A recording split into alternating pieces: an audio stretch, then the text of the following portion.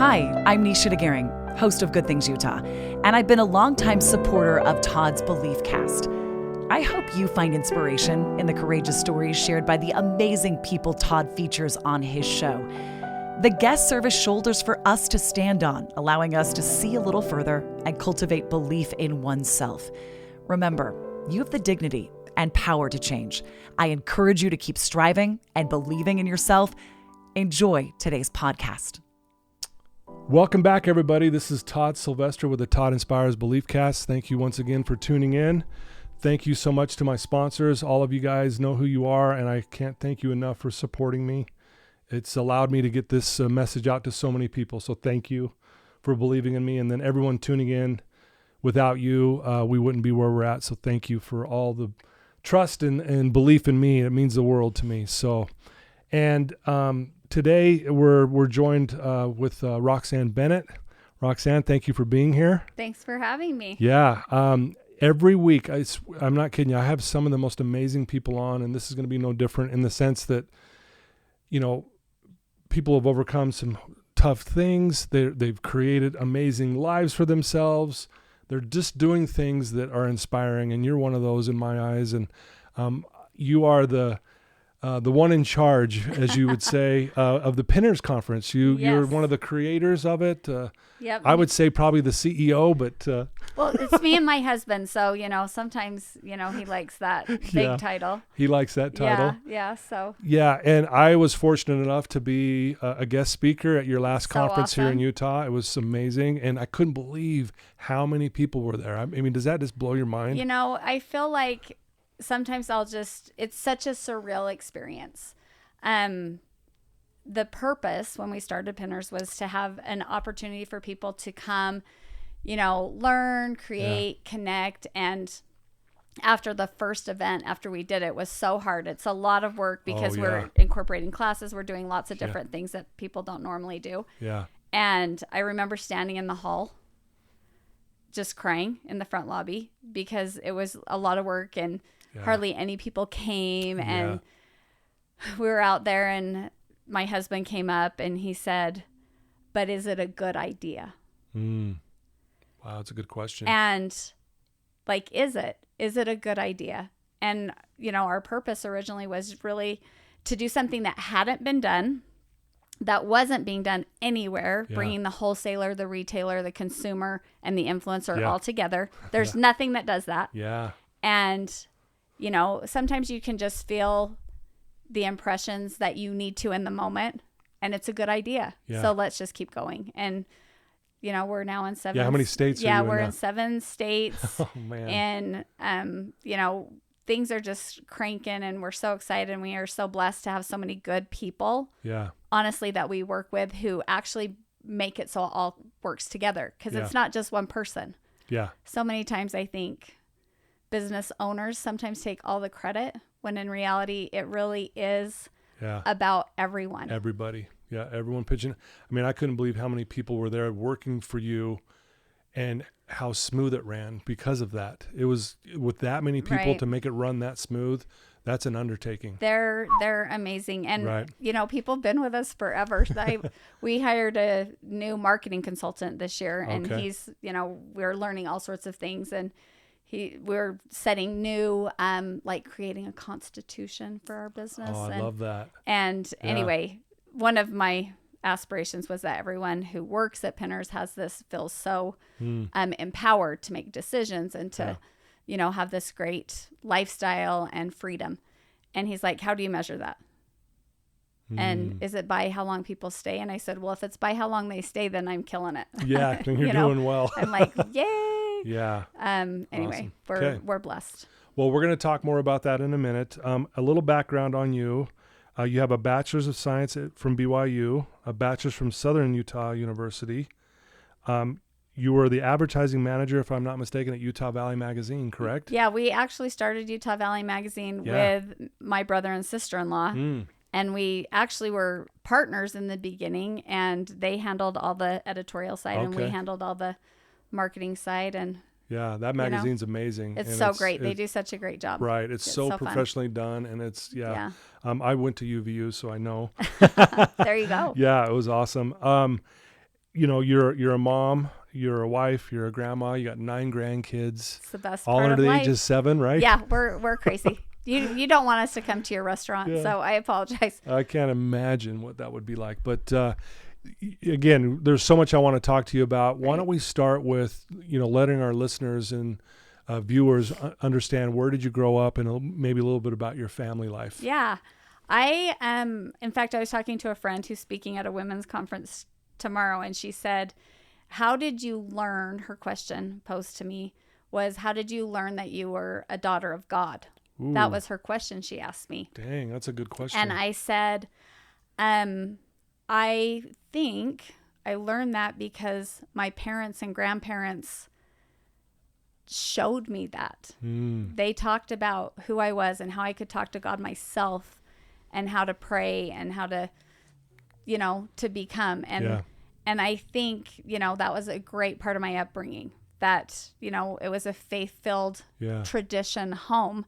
I grew up in Idaho, Southeast Idaho, on a ranch, which is awesome. We were one of the first. This is so funny. Do you remember that show, Wrigley's Believe It or Not? Oh, yeah. We were on that the last place in America to get telephones. Are you serious? I am not even joking. That is hilarious. So, which is so funny. And anyway, whatever. It was just one of those crazy random things. And so it was great. I had, when I was like 6 years old, I got a pony for Christmas. I tell people, hey, I had the best life. I really asked for a pony and I got one. So, wow. So it was great. And my grandparents lived close and I had this great relationship with them. And it was just, my grandpa and his brother actually, and with their dad, homesteaded our ranch, and it's still in our family. And that's so it's cool. just a really cool way to grow up. So I would imagine too, usually kids who grow up on a ranch or a farm learn the value of hard work. Yeah. I'm not afraid to work. I will never ask someone to do something ever that I am not willing to do on my own. I love that. Like, I'll help you. I'm not going to pretend that everything's easy because it is not. But I think it's super important. My dad still works really hard and he's old, and I'm like, you should not be doing this. But part of, you should learn to love work. I love and that. I love I do. I love it. Yeah. I think it's great, and you should be passionate about what you do. Yeah. And if you're not, do something different. Yeah. What was that like? Like, tell us some of the work you were expected to do. So when I was little, like we had our valley house that we lived in during school. All right. And then we moved to the ranch in the summer. I mean, it was literally only 15 minutes away, but it was like eternity away. Yeah. You had no friends. There was dirt road. We got mail once a week. The mailman's name was Mr. Kelly. And my parents let us go. We'd wait for him to come, and then he'd let us ride with him on the mail route. And then we went to this little place called the Bone Store, which was actually a bar, and they had candy, and we'd buy a candy, and that was like the highlight. The highlight of the day. Yes, so highlight. We had a fishing pond. We went fishing. My responsibilities, literally, I was the oldest of 6 kids, and so I was in charge of everyone. So if someone got in trouble or got hurt, it was my fault. So I think in general, I've realized over the course of time, I think that's one of my biggest life lessons that I've learned. Okay. Is that we actually have no control of other people. Yeah. So even though I was getting in trouble for these other people's actions or inaction, as it might be, right? It really wasn't my job to fix it. Right. And sometimes we, as parents or as business owners or, whatever, that's something so important to figure out. Yeah. We can give people the tools. We can give them the direction. We can teach people.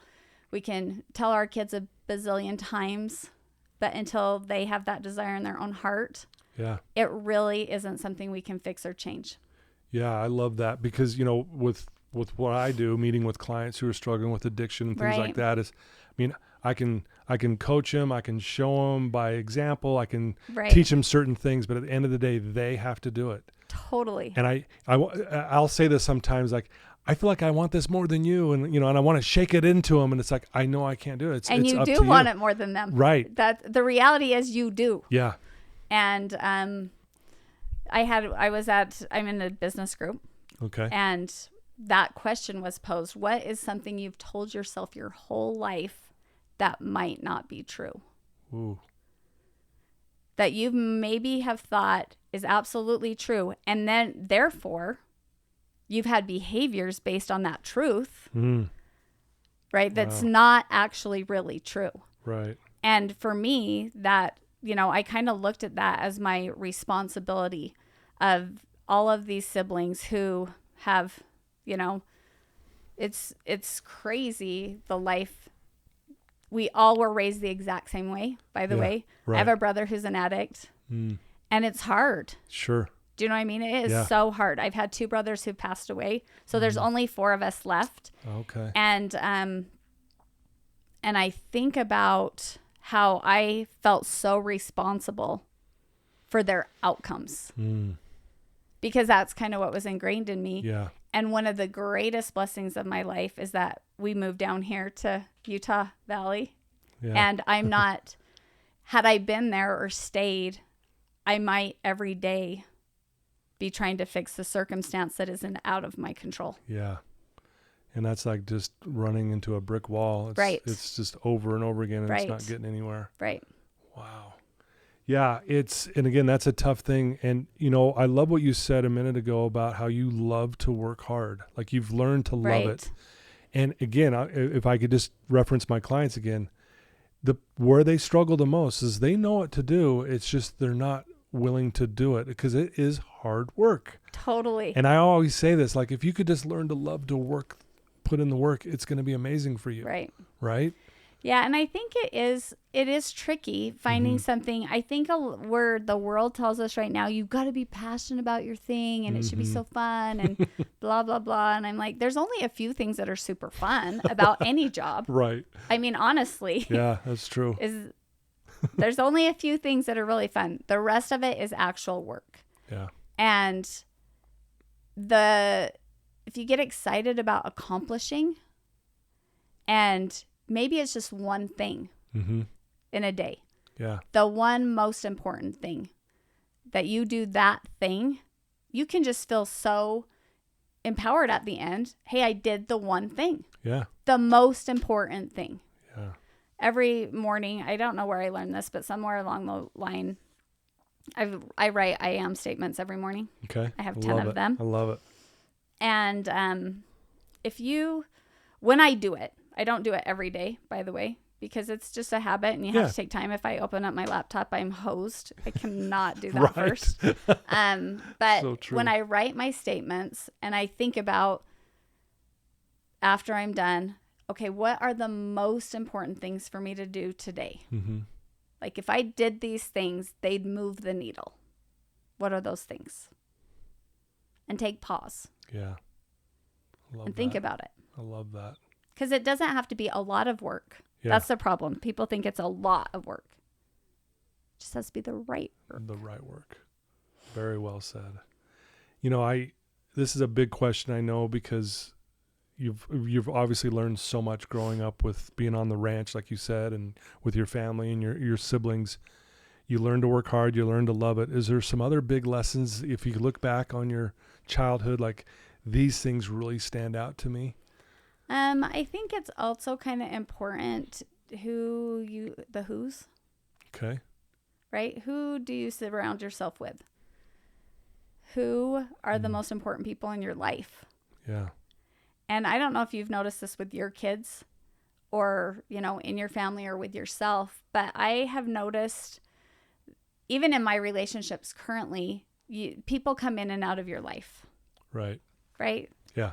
And I think that's intended, right time, right place. And the who is really, really important. And I would say, like, my grandma was a big who for me. I mean, that sounds so random, but when things she was just a little bit separated. Mm-hmm. I saw her almost every day. Right. They lived so close to us. But I trusted her more than I trusted my parents. Because sometimes you're just sick of your parents telling you what to do, right? Sure. Yeah, that makes sense. And she was never going to tell me something that wasn't for my good. Yeah. And she was great. And she worked hard, and I wanted to be like her. Wow. And I even now, I'll sometimes sit in the kitchen, I'll think, what would she think about this? Really? Because, and she's been dead a long time, but she's amazing. Yeah. And she believed in me.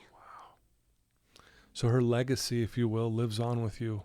Well, hopefully. Right. Well, isn't that cool? Because I think sometimes when you think of leaving a legacy, how do you do that? And here you are, just her being who she is, it allows you to tap into that even now when you're like struggling. Like, what would she tell me in this moment? Right. Wow. Well, and the belief, right? The belief that she really said, you are so great. Yeah. I mean, my dad and my grandma thought I was going to be the first president of the United States. This is craziness, right? I mean, we were politically active. I will give them that. I was like into it, as a kid. Yeah. I mean, I would never run for office. So many inappropriate things that I would say, by the way. I'm a disaster. My husband would be like, oh no. Oh no. Do not give her an open mic. Anyway, but the belief. And I think about that as a grandma. Yeah. And a mom. Am I doing that for my people? Yeah. Like when they walk in that door, am I telling them, I love you so much. Yeah. You are so great. I'm so proud of you. And by the way, doesn't matter where they're at. Yeah. Like they might be screwing things up. Yep. But all they really need to know is that, hey, I believe in you. Oof. Yeah, I love that. It's one of the things I think most powerful thing we could tell our children is I believe in you, I think. Yeah. Even more than I love you. Because it's almost psychologically that you give them permission to believe in themselves. Right. They don't need us to tell them what to do. I think that's one of the biggest mistakes that we make as parents is we feel like we should control their outcome. Yeah. I mean, wouldn't it be great if we did? We could just say, okay, this is how I want your life to be, and this is great. Yeah. That is not going to work. Yeah. I cannot control their outcome. My youngest is 24. He's about ready to graduate from college. And he's so sweet and so kind. And the last thing he needs for me to do is say, okay, so now what's your plan? I mean, honestly. Yeah. He just doesn't need that from me. Because his plan is his plan and his path is his path. Yeah. And when he does that himself and accomplishes great things himself, how empowered he just can do great things because of who he is. Exactly. Not because of who mom is. Yeah. He doesn't need that from me. He just needs it. And I feel that for all my kids. Right. You are amazing. You got this. Do it. Yep. Support whatever you're doing. Yeah. Yeah, I'm all in. I love your thing. Yeah. Whatever your thing is, I'm all about your thing. Yeah. That's beautifully said. Thanks for sharing that. That's great advice for anyone listening to this right now. If you have kids, yeah, let them be them. Yeah. And honestly, their outcome's going to be better than your outcome. Yeah. It's like, God's outcome for Roxanne Bennett is better than Roxanne Bennett's outcome for herself. Yeah. Like if I just let him take control, take the wheel, so to speak, me and Carrie Underwood. Right. It's going to be good stuff. And I found that over and over and over. Yeah. When I quit trying to control the outcome, things turn out a lot better. Yeah. Wow. So well said. Going back to, you said something a minute ago about, loving them no matter where they're at in their life. And I read something the other day that I thought was so profound by James Allen. He said, the saint used to be the sinner. The sinner will one day be a saint. The saint used to occupy the same place as the sinner. And the whole premise of why he was sharing that, it was about the power of sympathy and compassion. Totally. Looking at someone like, okay, you're struggling, but I was once where you're at right now. Totally. I can relate. I get you. I'm not judging you. I'm just a little further. I just got a little more knowledge. I'm down the path. A couple more years down the path. That's about it. Totally. You know, so that really hit me hard when you said that, like just loving them with where they're at. It's so hard. Life is hard. I mean, it really is a weird place that we're in right now. And you're hearing so many voices and there's so many things. Right. There's so many distractions and you question yourself. I was talking to a friend about this yesterday, and I think it's one of the things I've really been thinking about, and how our memories are not accurate. Yeah.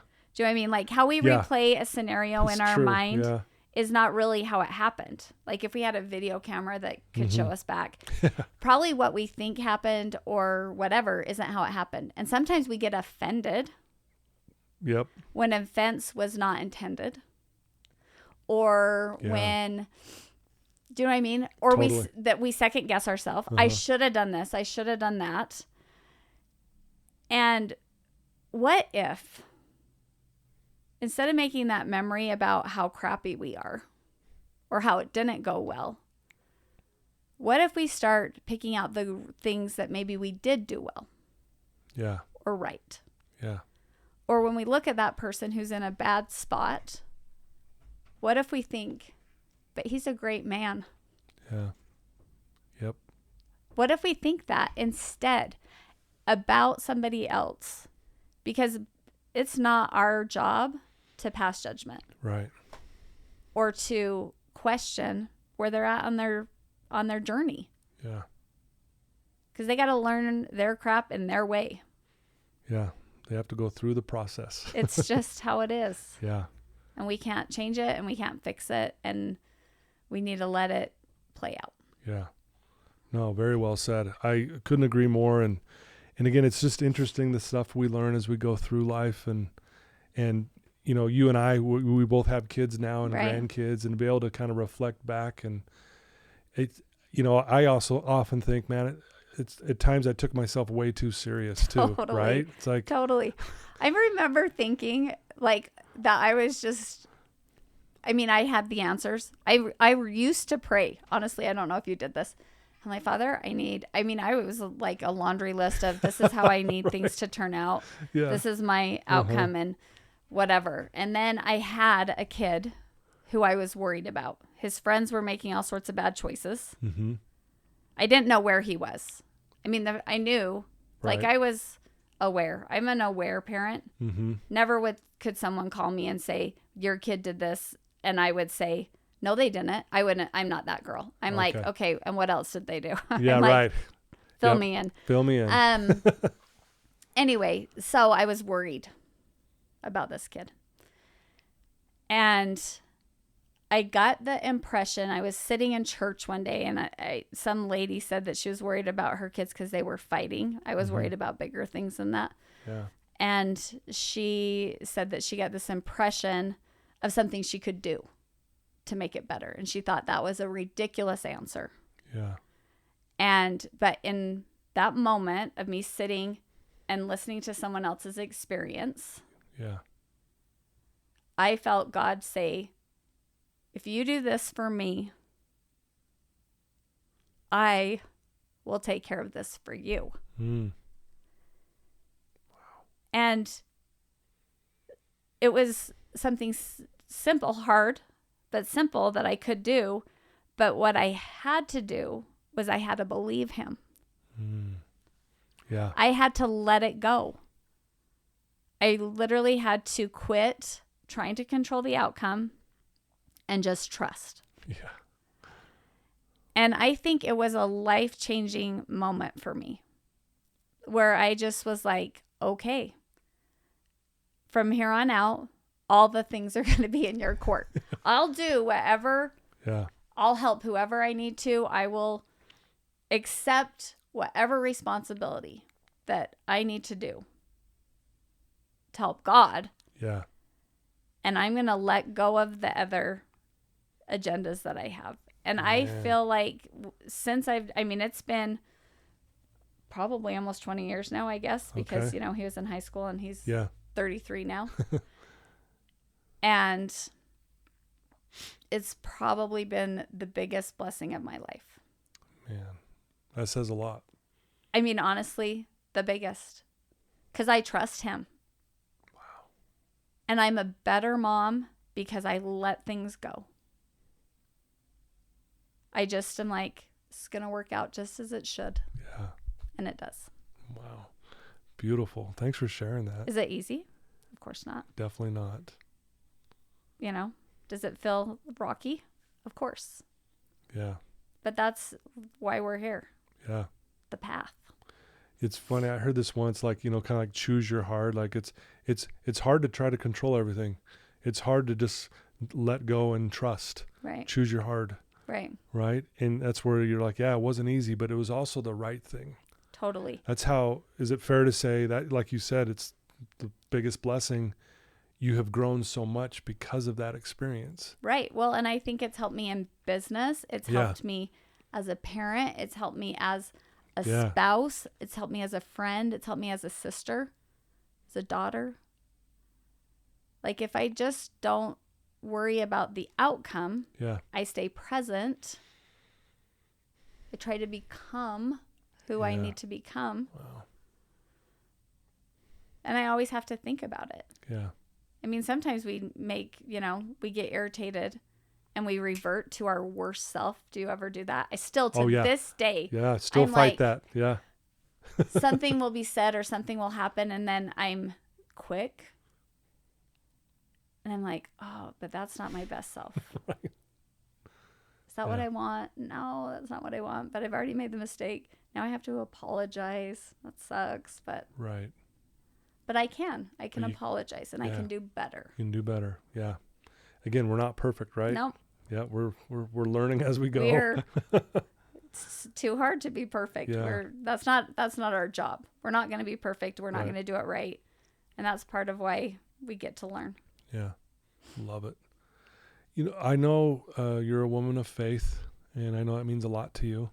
Do you mind sharing a few thoughts on, why that means so much to you, and just how that kind of is maybe the center of your life? Probably. Yeah. I'm very, and I know everyone's on their faith journey. Yeah. Like, how do you know God? For me, as I mentioned, I grew up in this faith tradition. I learned how to pray. I think it's been such a blessing because I do feel like I receive answers. You can't get answers unless you pray, right? You can't ask. If you don't ask, you are never going to have this faith that it actually works. So true. And I feel like I'm daily, my prayer now is, Heavenly Father, what do we need to do today? And that's all I don't have anything else. What should we do today? Who do we need to help? Yeah. Who do we need to serve? And if I can just, one person in a day, make an impact for the good, lift or encourage or bless someone, just every day, just one person, I feel like I'm doing a good thing. I love that. And that's kind of, and I believe that. And I do receive revelation for myself. I believe you. Yeah. I don't trust someone else to get my own thing. Yeah. And I'm willing to do whatever it is. Yeah. Sometimes I don't want to, by the way. Yeah. Right. But I do it right when I feel that impression. I'm like, okay. Yeah. And I just drop whatever it is. I'm like, gotta go help this person. Yeah. My husband thinks it's kind of random and, but he's learned to trust my vibe of what I got going. Yeah. She knows what she's doing. It's like, all right, go with it. Yeah. You'll appreciate this because I had a client here that shared this in a group setting. Right. We were going around the room and just have everyone stand up and just share something that's on your heart today. Right. And he stood up and he goes, I want to share this statement that's really shaped my life. And here's what he said. He said, I tried to find myself I could not see. I tried to find my God eluded me. I tried to find my brother, I found all three. And I love that so much because I put it to my memory. I'm like, man, I am going to memorize that because that is so profound. So good. And it goes right along with what you just said. If I can impact one person, I mean, think about it. You find yourself, you find that person who's struggling, and you experience God in that moment. Is that accurate? Totally. And honestly, I just feel like if we all collectively were more about him and his will and someone else, we're just so much happier. Yeah. When we take the focus off of what I want, what I need, what is important for me. Yeah. You know, I find if I get so busy doing my things that I need to do, it's not happy. It's not fun. It's not rewarding. So true. Isn't that just so random? I know. That's actually true when I'm worried about what other people think of me. But when I start thinking about, okay, how can we make this good for them? What can we do? Yeah, or how can I bless somebody? Yeah. And I hope that I can do that. And I hope people have the ability to do that for my people. Right. Because sometimes it's just not me that can do that. Yep. But if other people are reaching out and building my people, it's a cool thing. Good stuff. Wow. Well, you know, obviously you went to college, you graduated, you're moving on, you're doing all these things in life. But I want to talk. I mean, there's so much we can talk about, man, and this has been fantastic. But I want to get to, how did you come up with the idea of the Pinners Conference? You know, how did that even come about? Because that's a monumental task, right? And we talked a little bit about that before we came on air. But for those that don't know what that is, it's a immersive and exhilarating event that brings together an incredible array of creative enthusiasts, DIY aficionados. I don't know if I said that right. Oh, I don't even know how to spell that. Yeah, it's on there. Yeah, there expert makers, as well as the best shopping in all of Utah, and now it's in other states as well under one roof. I had like I said, the experience to be there to speak for an hour at one of your one breakout sessions, and I was blown away of the thousands and thousands and thousands of people who were there. So talk about that and how this all came about for you. So we started Utah Valley Magazine with my brother and sister-in-law, and partway into, we were probably 10 years in, or maybe 6 or who knows, all the years. Yeah. We were in the magazine business, and we started a business magazine, Business Q. Okay. And we went to a business event that we thought was just crazy, and you know, it wasn't really great. Yeah. So because I was over the marketing and sales side, I thought, well, we should do the business show. Yeah. So we bought that from them and said, we'll do it, and we'll make that better. And we did that. And then we worked with the Realtors Association. Yeah. They contacted us. One of my friends was the president at the time, and she called me and she's like, hey, the association's doing this home and garden show, and they have no business doing it because, you know, but would you guys run it and partner with them? And we're like, sure. And then we started doing some just straight up women boutique-y shopping events. Okay. And then I had all these little kids. I was doing all the magazine stuff. Oh, man. We were running all of these events. Yeah. And I realized I have now tapped myself way too thin. Like, I'm just dying over here. And it's those impressions, by the way. I'm really all about what I'm supposed to do. Yeah. When I feel that, I just go with it. Yeah. Whether it's hard or contrary to what you think is the right thing, I'm just like, okay, let's go. Let's go. And I just got the impression it was time for us to leave the magazines. And and that was half my income.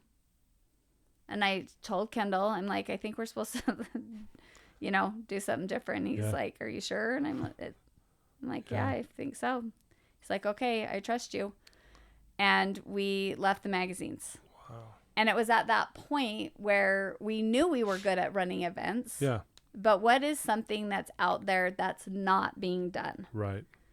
And that's how the idea was born. Okay. I also have thought a lot about this recently, about the questions we ask.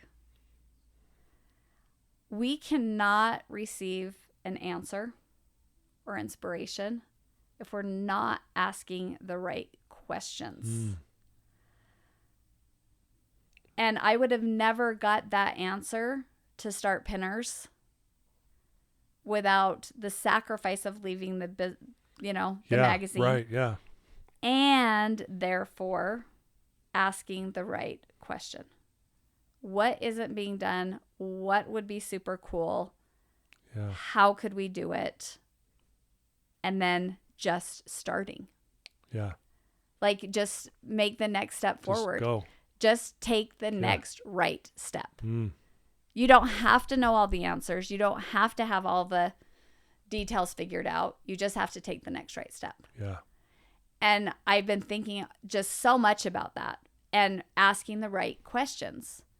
I don't know if you've read this book, but have you, it's by, I can't remember. It's 10X is better than 2X.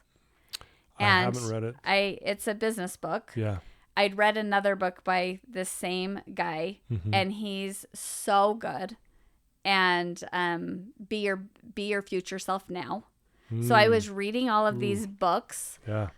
And kind of thinking about who do I want to be, what outcome, whatever, all of those things kind of goes along with my I am statements. But 10X is better than 2X. How we can accomplish this really ginormous growth without, instead of just what we normally do, which is putter along at 2X results. Right, exactly, yeah.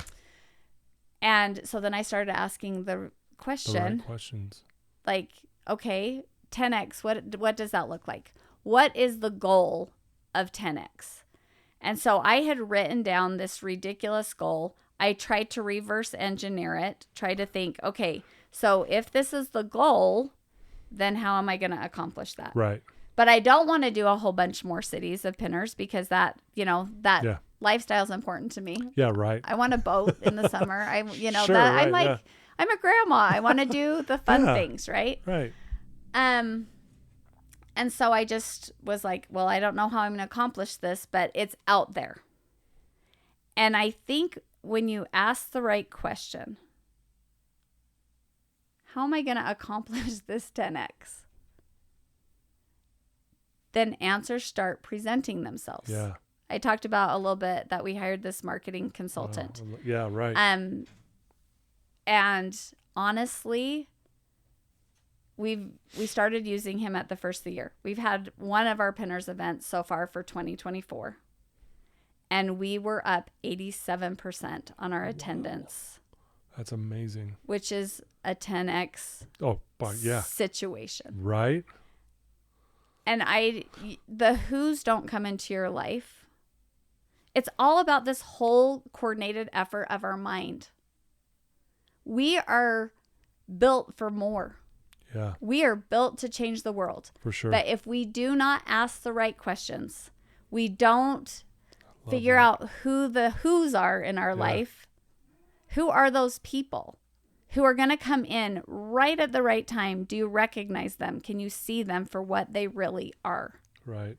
And also, do you realize the things that you need to get out of your life? What is holding you back? I remember one time asking the question, there was a church talk that was called What Lack I Yet? Do you remember this? Oh, yeah.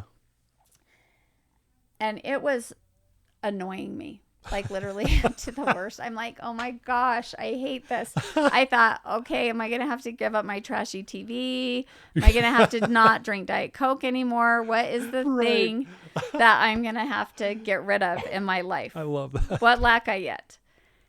And I was sitting in the temple one day and I got the impression I was supposed to sell my house. Just sell your house. This is our dream house. We built it.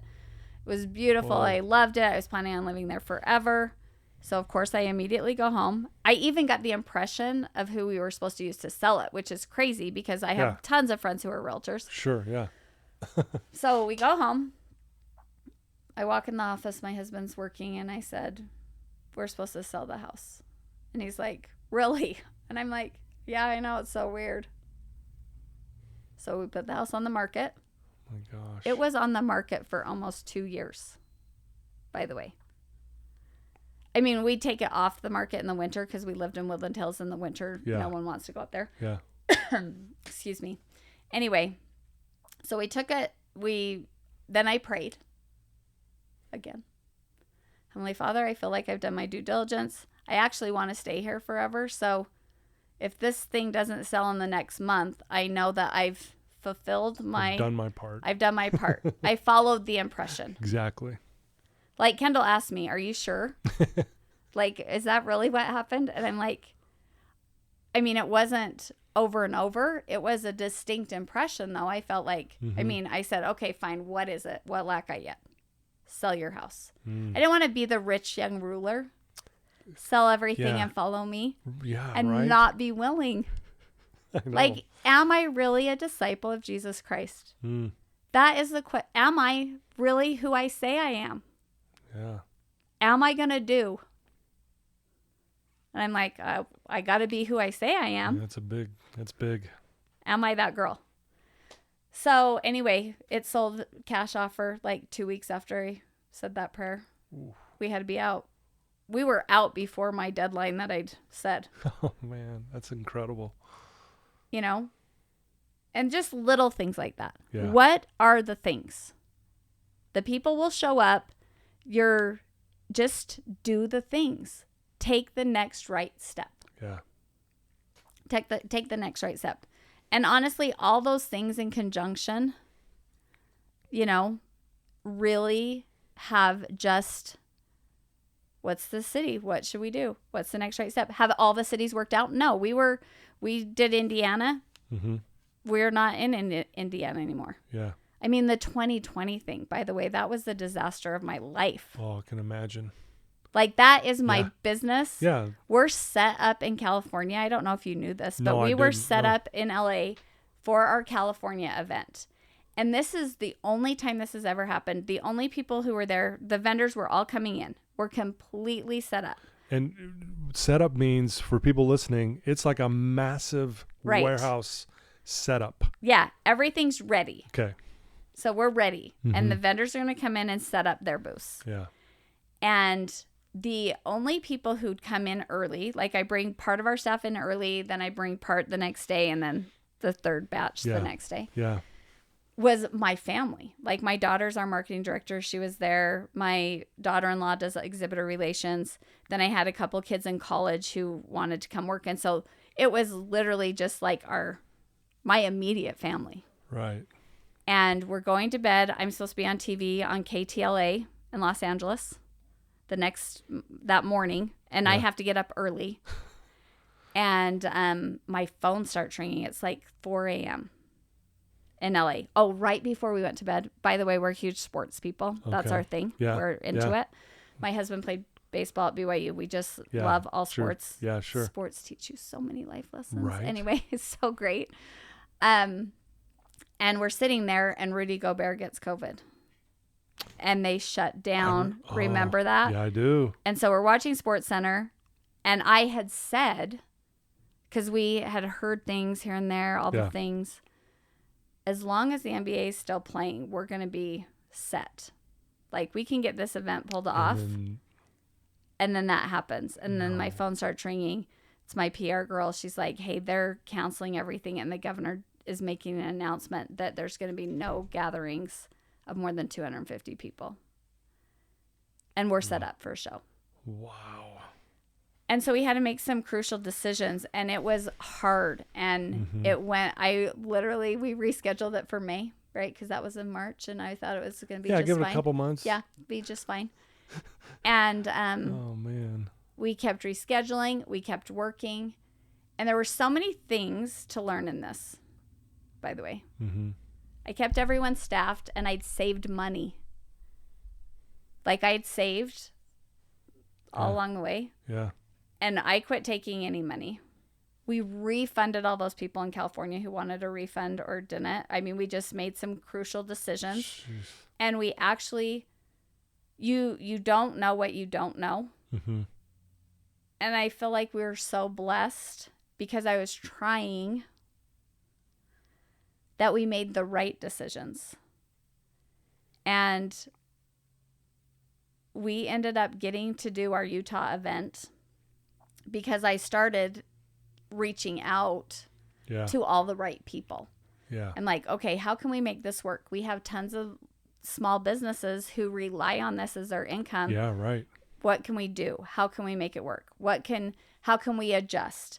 Can we do contact tracing? Can we move to the Salt Palace? Can we spread things out? Can we make this safe?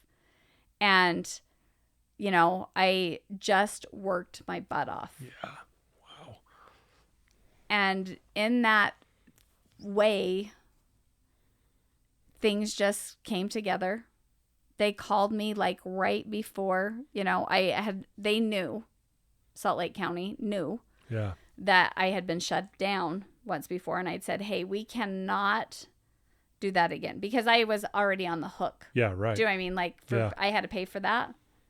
And then when we got back to California, I paid for it again. So do you know what I'm saying? Like I was on the hook. I can't do that again. Yeah, right. So if I'm not going to be able to do this event, then I need to know prior to. Yeah, right. Do you know what I mean? Yeah, totally. So oh man, the Friday before we were going to set up on Tuesday, I got a phone call from the main guy who's over all the facilities here in Salt Lake. And I don't want to answer the phone, right? You see the name and you're like, why are they calling? Don't call me. Yeah. I answer.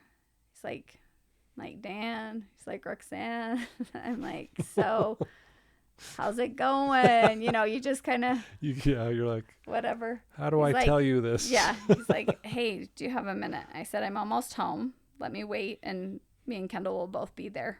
Because honestly, Kendall's runs all logistics and all the things. Yeah. And he's like, okay, call me back. I'm like, good news or bad news? That's actually just what I want to know. Yeah. And he's like, it's just news. I said, all right, we'll call you. And he said, okay, I want you to have less people in the building at once. I'm like, fine, done, you know? Yeah. And you're going to have to do a contact tracing form for every single person. I said, great. And he said, and the governor's announcing on Sunday that they're closing everything back down. My show was Friday and Saturday. Wow. No way. Unbelievable. And honestly, unbelievable. It was the moment where I knew that God had said, here you go. Amazing. Because it kept us in business, honestly. Yeah. And it kept a lot of those small businesses local. Yeah. In business. They rely on that for sure. And it was a miracle. 100% all day, every day, a miracle. That's what was going through my mind. I'm like, this is a miracle. It was a miracle. Yeah. And by the way, we can expect and depend on miracles. Right? Why not? Why not? Why not ask the right questions? Why not a miracle for you?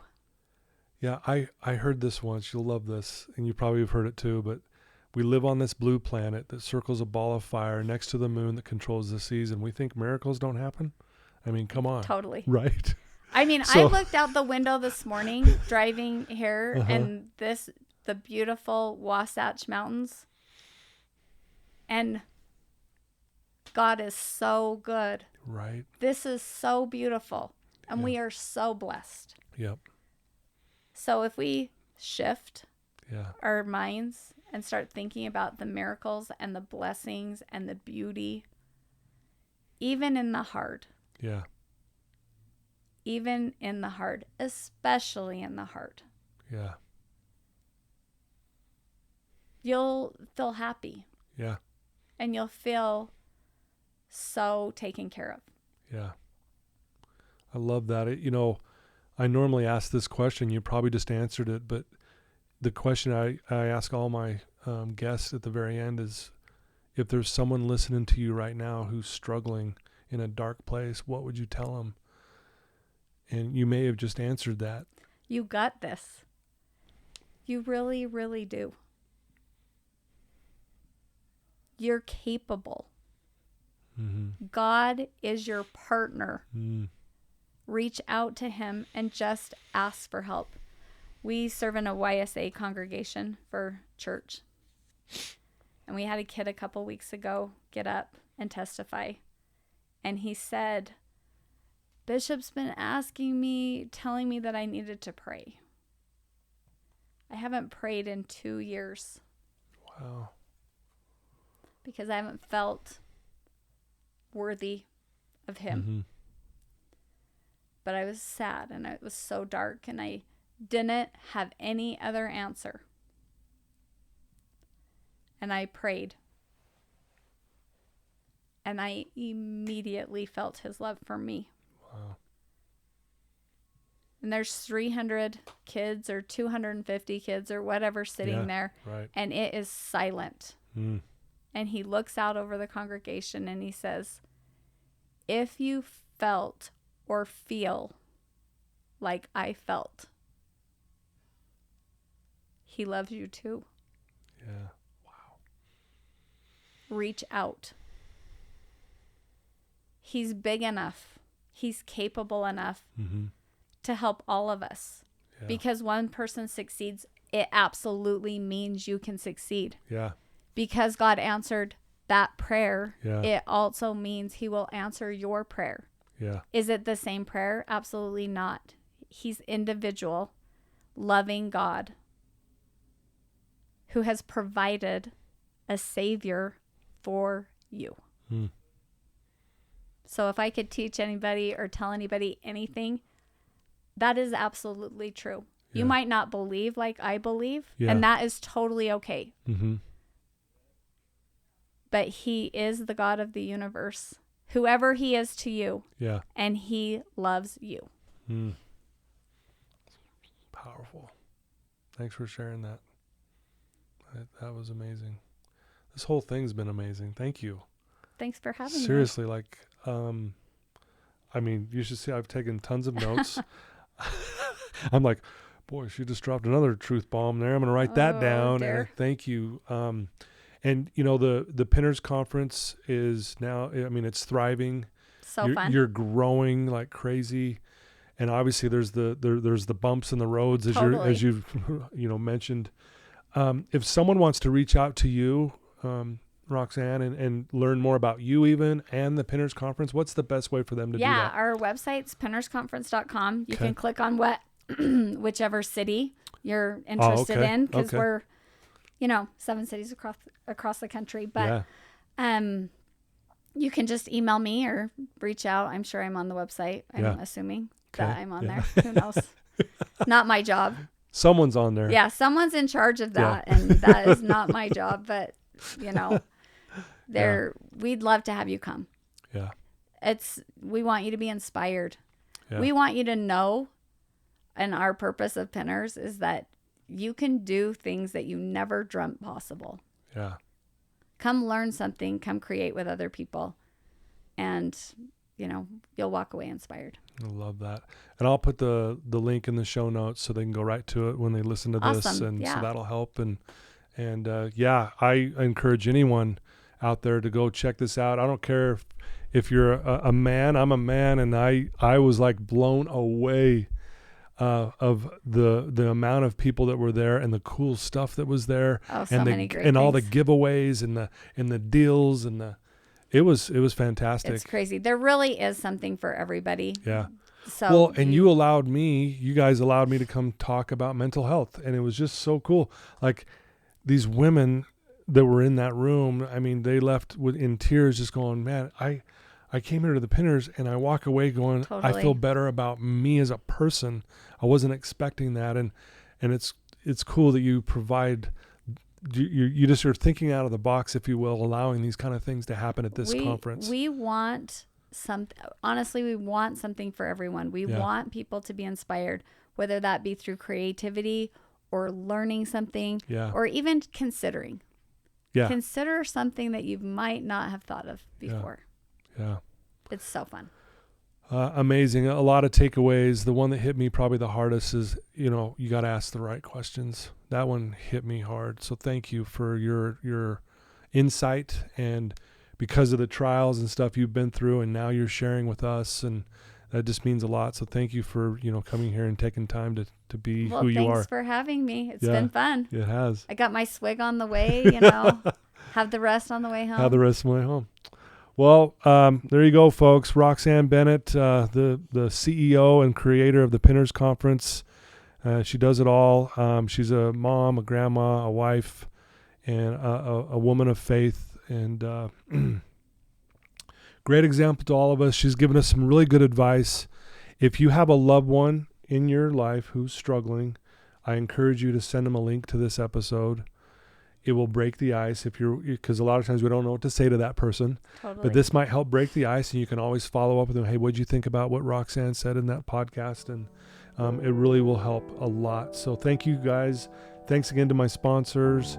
I do also want to give a shout out to the music that you heard at the beginning and at the end of this podcast is by my good friend Paul Cardall. I love him. Thank you for allowing me to use your music, and for everyone tuning in. So again, one last thank you to Roxanne. Thanks for having me. It's been fun. Okay. Till next time, everyone. Love you guys.